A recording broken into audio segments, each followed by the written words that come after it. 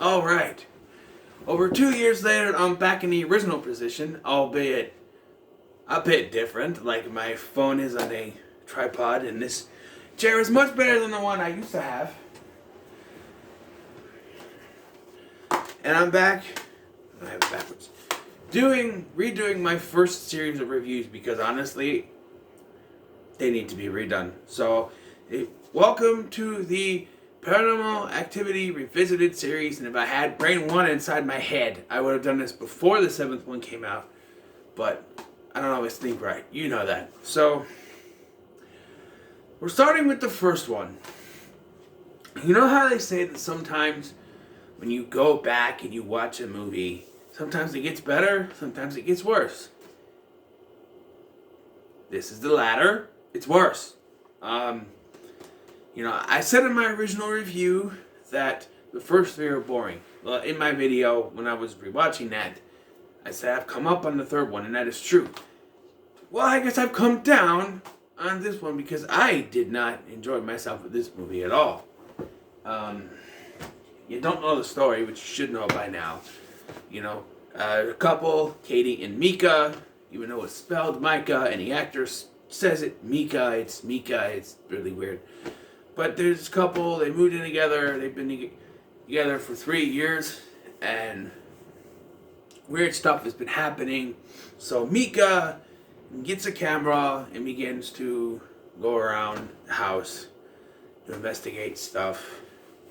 And nothing happens for like an hour and a half. Not an hour and a half, because that's the whole movie. It's an hour and 28 minutes. For the first 45 minutes, I should say, nothing happens. There's talking. There's fighting a spider in the bathroom. There's arguments. But there's not really anything that happens. Yes, they do the thing with the powder.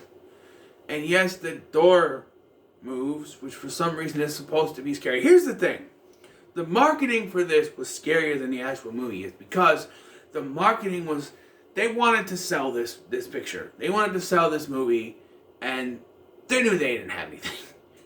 They knew, because everywhere you had this, it's like a poster or something saying, demand it for your theater now. They did the same thing with the second one, too. I'm assuming because after they seen the first one, they were like, okay, there's more. And yes, this did very well because of the marketing. People went to see this thing. I don't think it's as scary as they say it was. And certainly first time I ever watched this, what did get me was the ending. And only the ending, but I'm not easily scareable by any means. But at least when it comes to movies, I can get jump scared out of nowhere. Someone come behind me and go, boom! That, but like, I'm not easily scareable when it comes to movies. So, yeah, for a lot of the movie, nothing's happened. And it also doesn't make any sense. Earlier on in the film, Katie's talking to her friend about what's going on. Her friend suggests that they leave, and she's like, well, that's not going to work because it's after me. To only later, before the climax, you can call it, happens, she tells Mika, I'm going to go. I'm going to leave. I'm going to get out of here. I don't want to be here anymore. I'm going to get out of here. Yes, she's frantic and she's just at her wit's end. She's done with everything. She wants to get out of there. But it doesn't make any sense because she told her friend it wouldn't work. And then later, after the demon possessed her, she's like, no, I don't want to go. I'm going to stay right here. I'm going to go to sleep. And I'm just like, okay. But the demon wouldn't want to stay.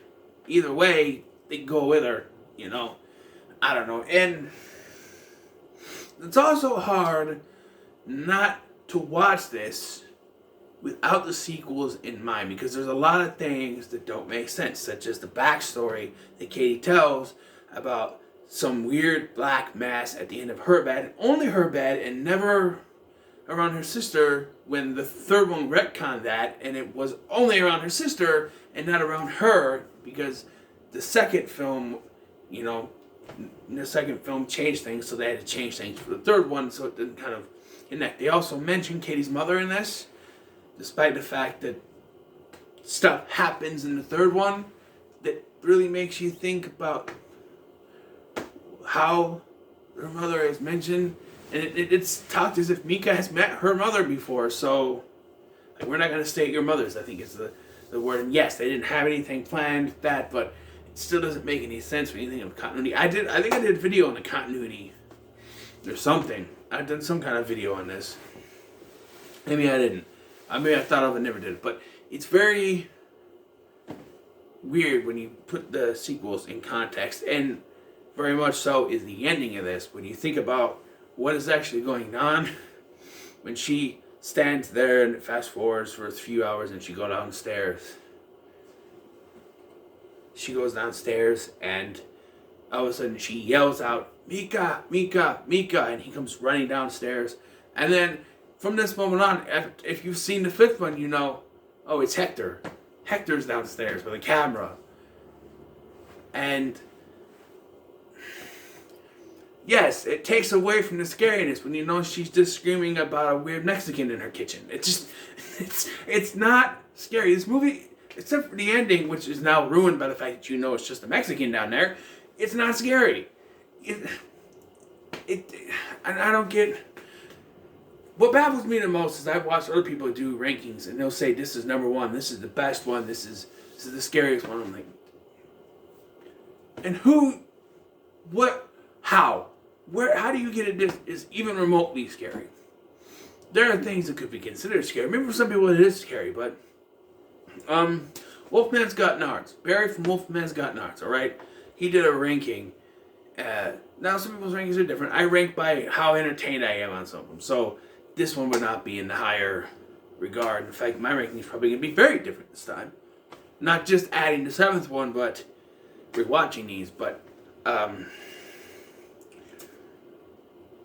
he put this at number one, and I find that even before rewatching this, I scratch my head going, really? This is the scariest one? You think this is the best one? Not even from a filmmaking standpoint is it the best one. You know how I can tell that they're using a bad camera or bad microphones?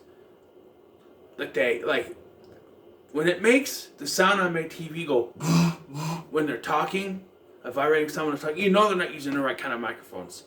And it's not even the best camera. The look of this is not even that good.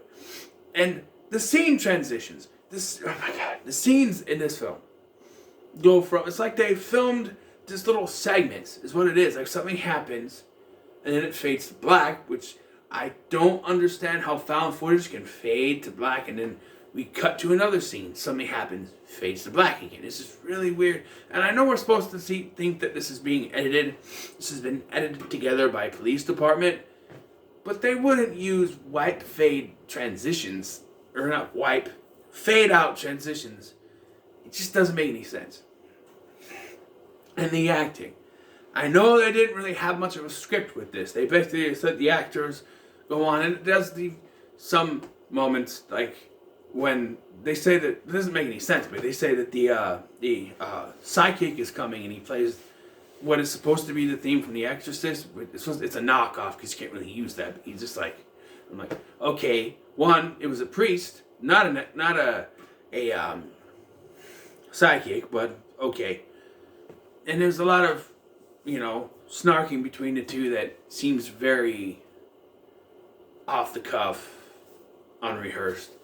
Stuff such as the scene where she's on the toilet, that could have easily just been she's using the toilet because it was a real house. It was Oren Peli, the director's house. She could have just been using the toilet, and his name is Mika, so she could have just been yelling at him and he's just trying to record her on the toilet, for all we know. And that does lessen the experience. And it's weird to say this about a movie that's now, 2007, that's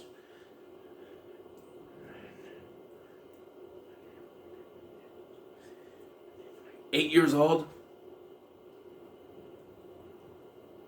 Am I right? Eight? Okay. I'm just gonna say 8 years old. Need some math problems? Is 7 plus 8 11? No, 7 plus 4 is 11. Okay, hold on. You're thinking of 21? 21 Because I'm going, 21. Hang on. So 2007, right? 2007 this movie came out. Excuse me, folks. 14. 14. So it's been 14 years? Yeah, according How to did I get...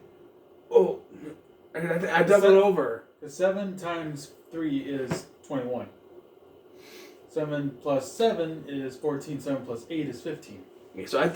Okay, so I think what I did with my hand is I counted to 13 and I didn't count it right. So because I doubled over my hand into the next one again. So I think I messed up. I know I counted 8, but because the 3 confused me because you got the 5 and 3. Okay, anyway, Let me guess. 14. Just put it in your words. Math is hard. I suck at math, okay? I couldn't even pass the math standards test. I had to go to summer school and take a test there to pass, and I barely did that. I love math. So I didn't have to do math in my senior year. But anyway, 14 years, which makes more sense than 8. 14 years later, what was I? It's a 14-year-old movie, and you can tell. Just the kind of camera they use, the kind of microphone, acting. 14 years later, it doesn't hold up to me, which is why I have to say that when it comes to the first Paranormal Activity, a movie that started a franchise, I'm gonna have to say it's not worth your time. It's just not worth your time. The ending, which by the way I didn't mention in my other review, there are multiple endings. The one in the movie where screams Mika, and then you see his body thrown to the camera, and she's over there covered in blood, and it turns into whatever. And then there's the one where she slits her own throat. I mentioned those, but it's not worth your time. I'm sorry. I just really went down for me, and it's really weird because I think I ranked 3 the worst in my review, in my ranking, the first ranking, and I think I've actually come up. That one's come up quite a bit. I've enjoyed that more. So we'll see as I go forward in these revisited reviews, but yeah. So what are your thoughts on Paranormal Activity? Let me know in the comments below. Make sure to like, share, and subscribe. Thank you for watching. I've been Scott. I don't know why I did this. I was supposed to do this, but I don't know. Thinking of food reviews again? Thank you for watching. I've been Scotty, and I'll see you in the next one.